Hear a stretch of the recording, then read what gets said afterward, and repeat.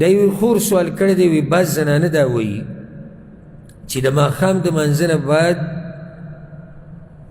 کمې کپړې چې دي انځلي دي، کم زړوکي چې دي انځلي دي، نو دا غوړولی نه شي، خورولی نه شي ماښام مانځه نه بعد بهر. نو دا خبره صحیح ده که نه؟ الجواب، سنت طریقه دا د حدیث کې دا دي چې کله شپه راشي نو ماشومانان به بهر ته نه پرېږدي په دې اولني وخت کې. شپه چې څنګه راشي په دې اولني وخت کې، ټوله شپه نه، صرف په دې اولني وخت کې. او دغې شان څاروي تا سره چې کوم څاروي دي او هغه بهر دي، کولاو دي، خواره واره دي، راټول کا. ولې؟ ځکه چې دې وخت کې شیطانان خورېږي. نو داسې نه چې دې ماشوم له نقصان ورکړي، څه تکلیف وله ورکړي، یا دې څاروي له یا دې ځناور له. او په دې باندې الحمدلله دلیل دی. په صحیح بخاري صحیح مسلم کې دا حدیث دی، پیغمبر صلی الله علیه وسلم وایي اذا کان جنح اللیل او امسیتم، کله چې شپه په تاسو باندې راشي، فکفوا صبیانکم، خپل ماشومانان کورونو کې بند کړئ، یعنې منع کړئ. فإن الشیطان ینتشر حینئذ، دغه ټیم کې شیطانان خورېږي. فإذا ذهب ساعة من الليل، چې یو ساعت د شپې تېر شي، فخلوهم، نو بیا پرېږدئ. د شپې واغلقوا الابواب، د شپې د کورونو دروازې بندوئ. واذکروا اسم الله، د الله نوم یادوئ. فإن الشیطان لا يفتح بابا مغلقا، شیطان بند دروازې نشي کولاولی، خو په کولاو دروازې رانه نوځي. دغه شان واوکوا قربکم وخمروا آنیتکم، په خپلو لوښو باندې د الله نوم والئ، سرونه پې کېږدئ. دا ټول دې دپاره چې د شیطان د شر نه سړی بچ شي.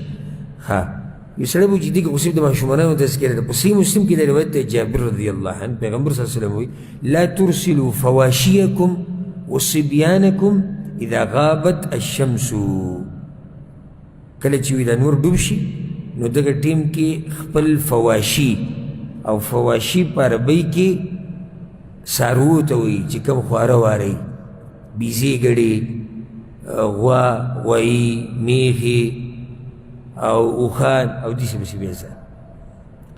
نو دا او د ماشومانان دغه ټیم کې دوی مه پرېږدئ، ځکه چې وي دغه ټیم کې شیطانان، فإن الشیاطین تنبعث، دغه ټیم کې شیطانان خورېږي. خو په دې خبره څه دلیل نشتی چې ماښام مانځه نه بعد کپړې بهر غوړول منع دي، په دې څه دلیل نشتی. حدیث کې هم دغه دوه خبرې راغلي، کومې؟ ماشومانان منع کوي او څاروي بهر مه پرېږدئ. بس خدا به کې نشتی چې یعنې کپړې نشي غوړولی او زنانه، دې لپاره څه دلیل نشتی او نه څه معقول وجه ده. ماشومانانو خبره خو واضح شوه د څاروو چې دغه ټیم کې شیطانان خورېږي او هغوی تکلیف ورکوي، او دا قدرت هغوی له الله ورکړی د الله په اذن سره هغوی تکلیف ورکولی شي. اوس کپړو له به څه تکلیف ورکړي؟ که نه کپړو له هم تکلیف ورکړي، کپړو له نشي ورکولی.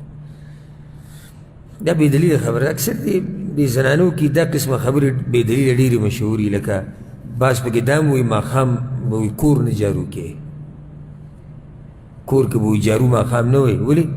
وایي دې سره سپېروالی راځي. دا بې دلیله خبره.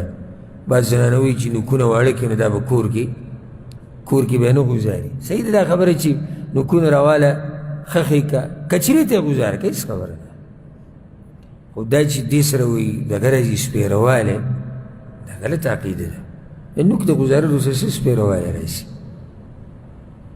نو دې زنانو کې داسې قسمه خبرې مشهوري چې هغه بې دلیله دي، او کوشش دا پکار دی چې بې دلیله خبرو نه ځان لرې وساتئ.